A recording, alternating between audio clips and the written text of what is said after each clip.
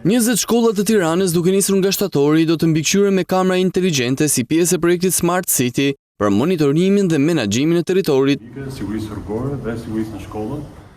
Kryeministri Edi Rama gjatë inspektimit të qendrës së kontrollit tha se kjo ishte përgjigjja e qeverisë për ngjarjen tragjike pranë shkollës Fanoli, ku vrasja një 14 vjeçari nxiti një debat të fortë për sigurinë në institucionet arsimore.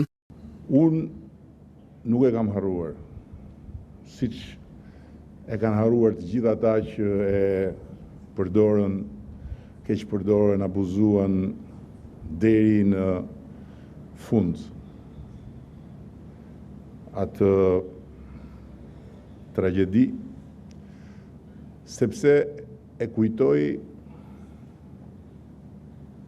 për ditë duke ndjekur pikërisht këtë projekt, që është përgjigja ime dhe përgjigja jonë. Kreu i qeverisë tha se prindrit tani duhet të jenë më të qetë pasi vendosja e kamerave rri sigurinë dhe mundësinë e parandalimit. Të gjithë prindrit që kanë fëmijët në shkolla duhet të ndjehen mirë, duhet ndjehen të lehtësuar për faktin që qeveria është një trup e cila thot atë që bën dhe bën atë që thot. Duke e cilësuar si projekt historik, kreu i qeverisë tha se efektet do të jenë shumëanshme dhe të ndjeshme në luftën ndaj çdo shkelje të ligjit.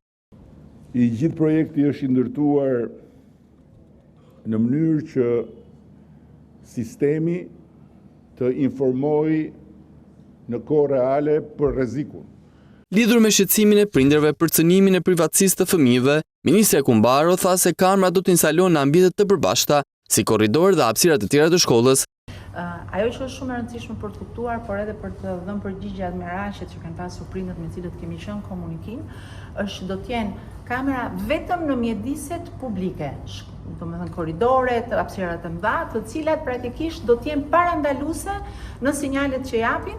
Për Besfort Lamallari nuk është thjesht një projekt kamerash, por një ekosistem integruar teknologjik që transformon mënyrën se si parandalohet dhe menaxhohet rreziku në kohë reale.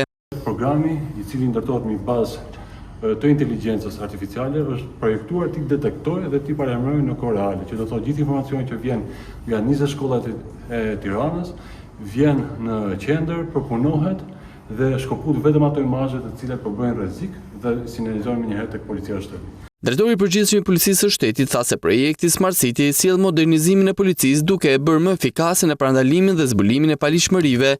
Këto nuk janë komponentë të veçuar, por janë shtyllat e një sistemi të integruar sigurie që jep Policisë së Shtetit një qasje më moderne, inteligjente dhe proaktive në përmbushjen e misionit të saj. Projekti parashikon vendosjen e të paktën 5000 kamera inteligjente në 20 qytete të mëdha të Shqipërisë, në akset kryesor rrugore, shkolla dhe zona publike. Gjithashtu parashikohet pajisja e Policisë së Shtetit me 3000 kamera trupi, si dhe vendosja e radarëve, sensorëve dhe pajisjeve të tjera për monitorimin e trafikut dhe sigurisë.